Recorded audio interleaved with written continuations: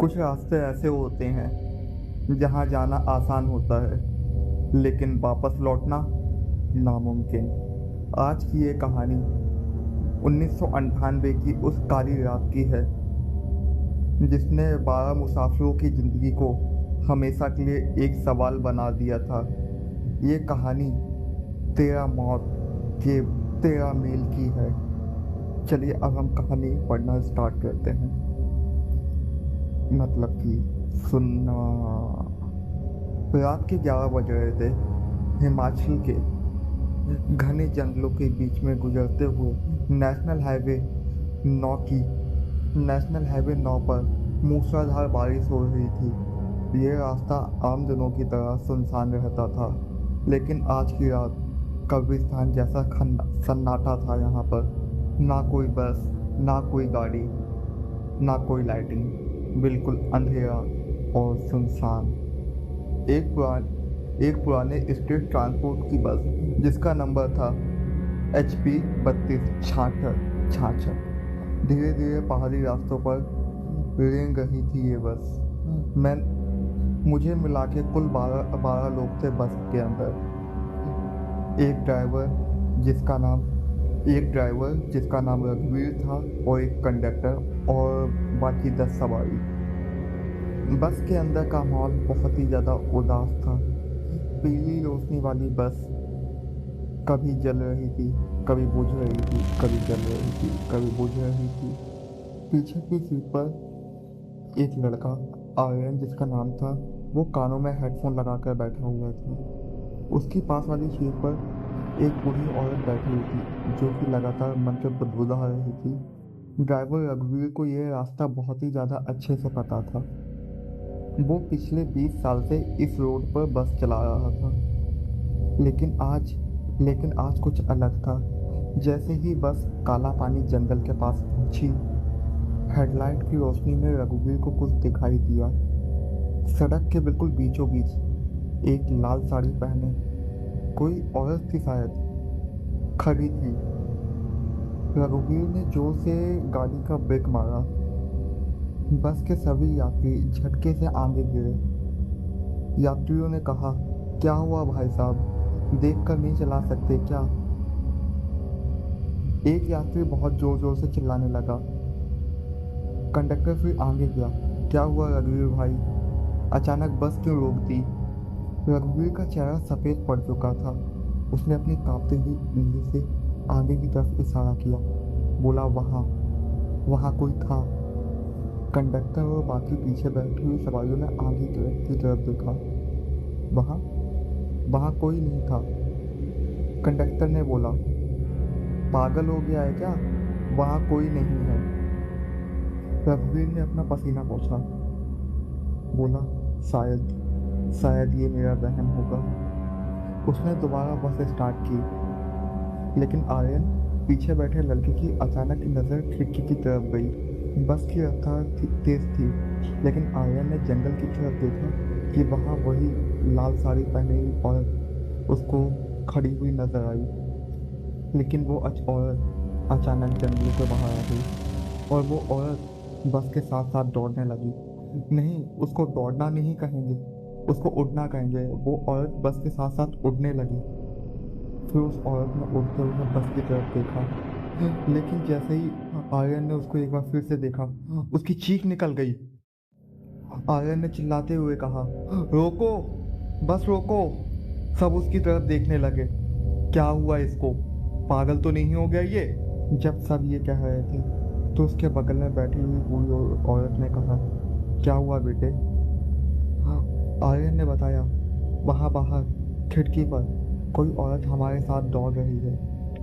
आर्यन ने हकलाते हुए चीज बताई, लेकिन बाकी यात्रियों ने उसे पागल समझा। लेकिन उसी वक्त बस की छत पर एक जोरदार सा धमाका हुआ। ऐसा लगा जैसे कि बस की छत पर कोई बहुत भारी चीज गिरी हो और बस डगमगा गई। रघुवीर चिल्लाया, ब्रेक नहीं लग गए, ब्रेक फेल हो गए हैं। बस की रफ्तार बढ़ती जा रही थी। सामने एक तीखा मोड़ था जिसको बोलते हुए बस अनियंत्रित हो गई। बस बिल्कुल आउट ऑफ कंट्रोल हो गई। सामने खाई थी। उसने बस को मोड़ना चाहा। बस बगल में एक कच्चा रास्ता जा रहा था, वहां बस को उसने मोड़ा। रघुवीर ने बस को मोड़ दिया। जिस रास्ते पर रघुवीर ने बस मोड़ी थी वो रास्ता नक्शे पर नहीं था।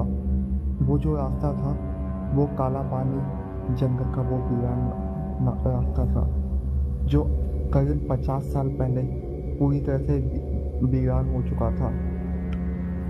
बस जंगल के बीच में हिचकोले खाते हुए घुस गई और फिर अचानक इंजन बंद हो गया। चारों तरफ घनघोर अंधेरा और बस की लाइटें बंद हो गईं और वहां पर सन्नाटा इतना गहरा था कि लोगों को अपनी धड़कन सुनाई दे रही थी। तभी बस के पीछे वाले शीशे पर नाखून से किसी ने खुरचना स्टार्ट किया। खिच खिच खिच। सबकी सांसें थम गई क्योंकि वो आवाज इंजन की नहीं थी। कंडक्टर ने टॉर्च जलाई और पीछे गया। जैसे ही उसने टॉर्च की रोशनी पीछे वाले शीशे पर डाली, वहां एक नहीं दर्जनों हाथ शीशे पर छपे थे, खून से सने हुए हाथ। और एक आवाज बस के अंदर गूंजी बिना किसी के होठ हिले। स्वागत है आपका 13वें मील पर। गूंजती हुई आवाज ने कहा, यहाँ से जाने का रास्ता बस बढ़ने के बाद मिलता है। उस रात उन 12 लोगों का असली इम्तिहान शुरू हुआ। वो बस अब कोई बस नहीं थी, बस एक लोहे का पिंजरा बन चुकी थी और बाहर शिकारी उनका इंतजार कर रहे थे। उस आवाज के बाद बस के अंदर खून सा सन्नाटा छा गया था। बाहर खून से सने हाथ शीशे पर थे और अंदर 12 लोग। उन 12 लोगों की जिंदगियां सिर्फ अपनी अब धड़कनों के सहारे थी।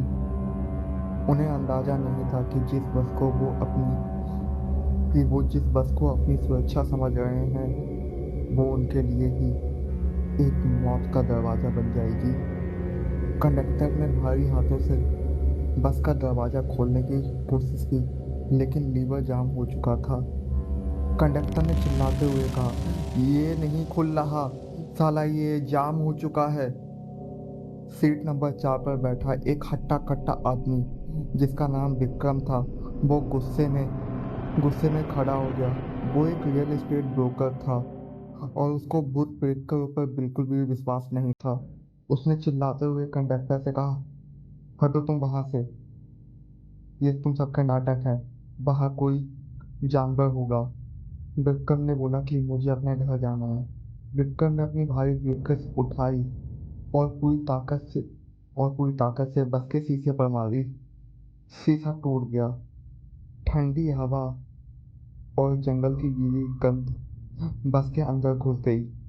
मत जाओ बाहर, बूढ़ी औरत ने चीखा। वो इंतजार कर रहे हैं, लेकिन विक्रम ने नहीं माना। उसने अपनी टॉर्च जलाई और टूटे हुए शीशे से बाहर कूद गया। बस के अंदर सब लोग उसे खिड़की से देख रहे थे बाहर जाते हुए। विक्रम ने अपनी जॉकेट ठीक की और चारों तरफ टॉर्च घुमाई। फिर विक्रम ने चिल्लाते हुए कहा, कोई नहीं है यहाँ, डरपोक लोग कहीं के। तभी आर्यन ने देखा कि विक्रम के पीछे जमीन से एक काला धुआं उठ रहा था। वो धुआं धीरे धीरे एक आकार ले रहा था, एक लंबा बिना चेहरे वाला।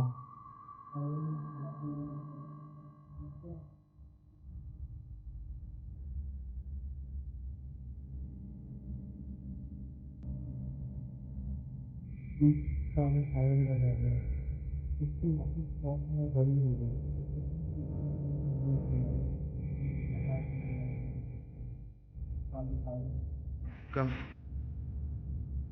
और अगले ही पल विक्रम को किसी अदृश्य ताकत ने हवा में ऊपर खींच लिया, तेजी से ऊपर पेड़ों के अंधेरे में।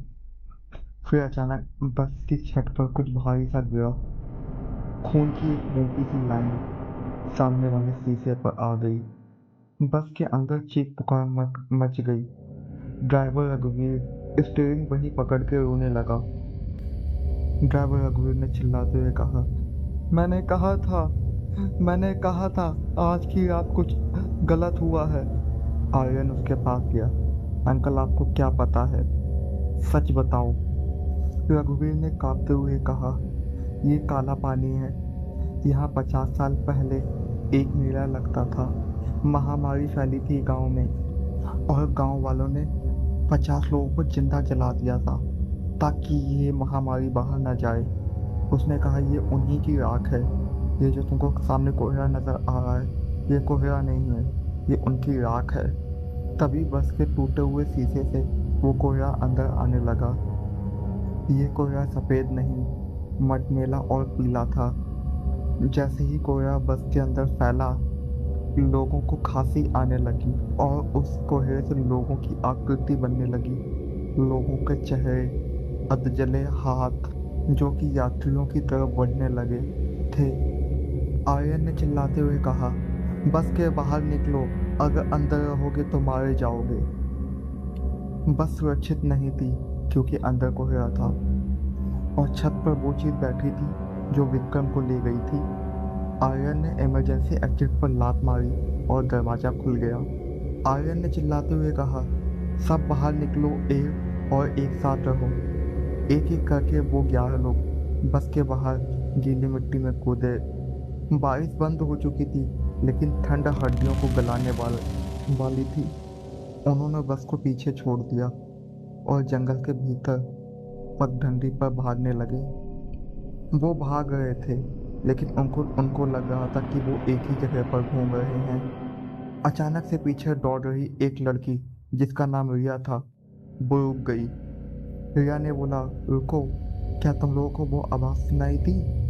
सब रुक गए। जंगल के सन्नाटे में कहीं दूर से घुंघरू बजने की आवाज आ रही थी, छन छन छन, और उसके साथ में एक लोरी गाने की आवाज आ रही थी, आ जाए निंदिया, सो जाए मुन्ना। ये आवाज इतनी मीठी थी कि कुछ पल के लिए सब लोग डर गए। लोगों की आंखें भारी होने लगीं। वो सभी के सब उस लोरी की आवाज से सम्मोहन होने लगे थे। सिर्फ आर्यन को होश था क्योंकि उसने हेडफोन लगा रखा था और म्यूजिक अभी भी धीमा चल रहा था। उसने देखा उसके साथी धीरे धीरे उस आवाज की दिशा में बढ़ रहे हैं और वो दिशा एक पुराना सूखा कुआं है। आर्यन ने चीखा कंडक्टर को, रुक जाओ, उधर मत जाओ। जैसे ही कंडक्टर का ध्यान टूटा, उसने देखा कि वो कुएं के मुहारे पर खड़े हैं और एक कुएं के अंदर हजारों हाथ हैं और वो हजारों हाथ कुएं से बाहर निकल रहे थे।